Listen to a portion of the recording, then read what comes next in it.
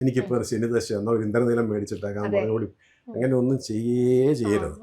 പിന്നെ രത്നങ്ങൾക്കെല്ലാം അത് എല്ലാത്തിനകത്തും mineral contents ഉണ്ട്, എല്ലാത്തിനും അതിൻ്റെതായിട്ടുള്ള ശക്തിയുണ്ട്. നമുക്ക് അനുയോജ്യമായ രത്നങ്ങളാണ് നമ്മുടെ ഭാഗ്യരത്നങ്ങളെന്നോ ജന്മനക്ഷത്രക്കല്ലോ.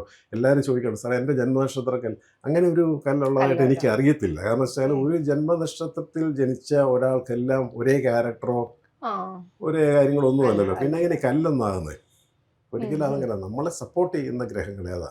ഇപ്പം ശനി നല്ല പ്ലാനറ്ററി പോസ്റ്റിൽ നിൽക്കുകയാണെങ്കിൽ ശനിദശാകാലവും നോക്കേണ്ട കാര്യമില്ല. ചെറുപ്രായത്തിൽ തന്നെ ബ്ലൂ സഫയർ യൂസ് ചെയ്യാം. ഡയമണ്ട് പോലെയല്ല, ഭയങ്കര എനർജി ആയിരിക്കും ആൾക്ക്, ഹെൽത്ത്. കാരണം ഇതിനകത്ത് അയൺ കണ്ടൻസ് ഒക്കെ ഉള്ളതുകൊണ്ട് ആള് കുറച്ച് സ്ട്രോങ് ആയിട്ട് നിൽക്കും. അപ്പോൾ അത് ശനിയുടെ രത്നത്തിന്റെ പ്രത്യേകതയാണ്. അപ്പോൾ നമുക്ക് അതിനുള്ള സബ്സ്റ്റിറ്റ്യൂട്ട് കല്ലുകളുണ്ട്, കുട്ടികൾക്കാണെങ്കിൽ സബ്സ്റ്റിറ്റ്യൂട്ട് കല്ലുകളുണ്ട്.